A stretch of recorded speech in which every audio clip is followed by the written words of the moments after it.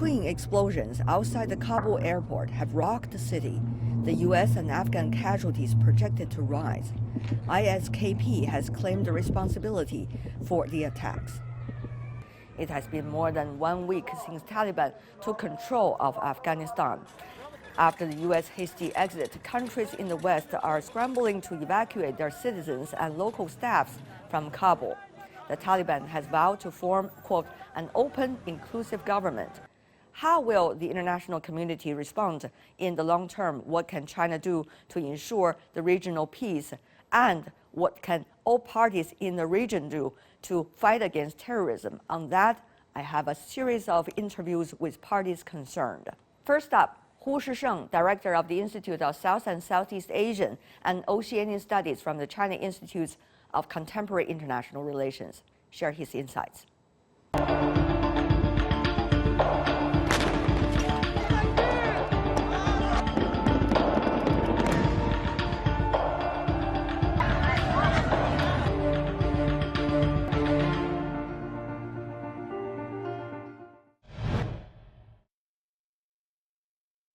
On the latest, I'm joined by Shisheng, director of the Institute of South and Southeast Asian and Oceanian Studies from the China Institute of Contemporary International Relations. Mr. Hu, good to see you.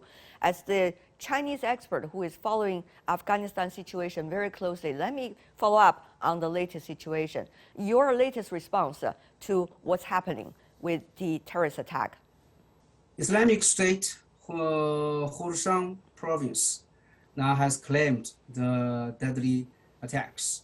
This deadly attack shows that the situation in this transitional period of Afghanistan is very, very dangerous, very dangerous.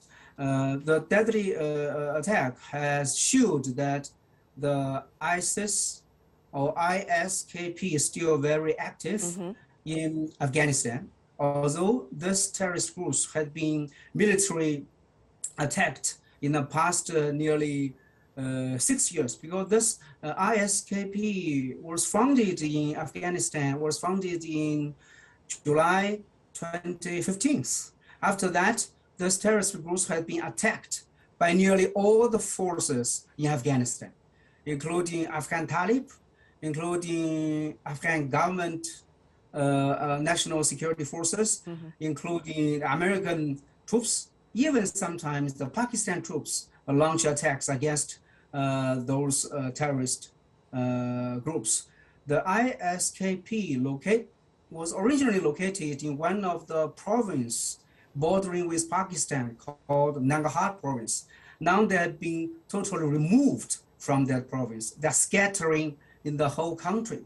So they, of course, they want to seek chances to revenge against all the attackers in the past who had caused their disperse their characters. Right. So now the Kabul International Airport is one of the chaotic situations. So the chaotic situation has provided them golden chances to launch this kind of revenge.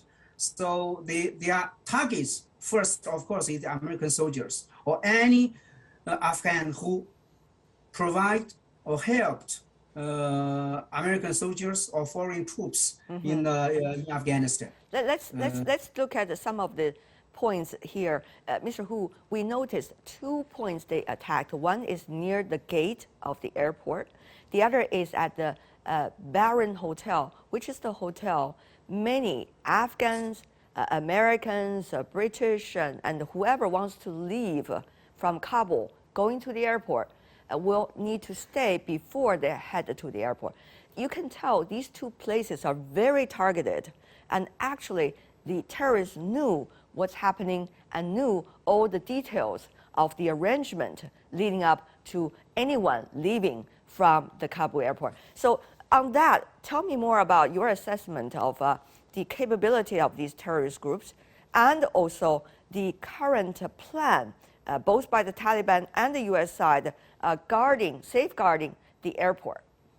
This kind of chaotic situation is quite easy for terrorist groups. Such kind, especially such a deadly and experienced veteran terrorist groups like ISIS, ISKP. They can easily find the how can I say the loopholes. That is not so difficult for them to find the place that the targets. These two places are under the severe or rigid safeguard of the U.S. troops. So, of course, it is the U.S. troops' full responsibility to take charge of the security. But this kind of attack, I think that will help the American and the Afghan Taliban in the future coming together to formulate a certain kind of tactics, how to safeguarding this kind of retreat or pulling out. We know that yesterday or the day before yesterday, the head of CIA has flew to Kabul to have a dialogue with Afghan Taliban. They also want the guarantee or promise or commitment from Afghan Taliban there to safeguard the surroundings. The U.S. President Biden, in response to the terrorist attack near the airport, said that the U.S. will remember this. U.S. will not forget, and the U.S. will hunt them down, meaning the terrorist groups down. But it seems very interesting whether it has the capabilities and the know-how and the strategy and the cooperation to be able to do that. Since they are pulling out from all the bases within Afghanistan and failed up to today to build new bases in neighbors surrounding Afghanistan. So I'm personally suspicious, doubting whether Biden administration can find a target and then can, how can I say, can launch very accurate attacks against their targets. Very difficult from the ships, from the bases in the Gulf region, very difficult. I think in the future they need the close, considerate cooperation from Afghan Taliban. So this will give Afghan Taliban some leverage to asking for more assistance. On the other hand, Mr. Hu, we see the promises from the Taliban as well. According to their Qatar so-called peace agreement with the American and with the American alone, that they are going to be cooperating in terms of the withdrawal of the U.S. In fact, they have said that they are in the airport trying to safeguard the people who are to leave. Well, at the same time, they also promised to the international community that Afghanistan will not be used as a place for any terror and terrorist groups to attack others from. Now, it seems that promise is already broken at this moment. After the August 15th, the headache started. How to run this country, how to pacify the panics among all the Afghanistans, how to restart the government works, how to restart the economic activities. There are still some anti-Taliban military movements in Panjshir Valley. So all things are gushed into one place and require the Afghan Taliban to make decisions as quick as possible. I think it is a big challenge, but whether the Afghan Taliban can stand up this kind of challenge, overcome the current difficulties, it is really a big question. It doesn't mean that Taliban will not maintain their commitment. People can say, well, if you don't have the capability, you do not dare to make those promises. If those promises are made, not being met, they're called empty promises. This is also one of the, maybe a positive point that Afghan Taliban get from the deadly terrorist attack, that we need international community support, all kinds of support, so that we can addressing more challenging tasks.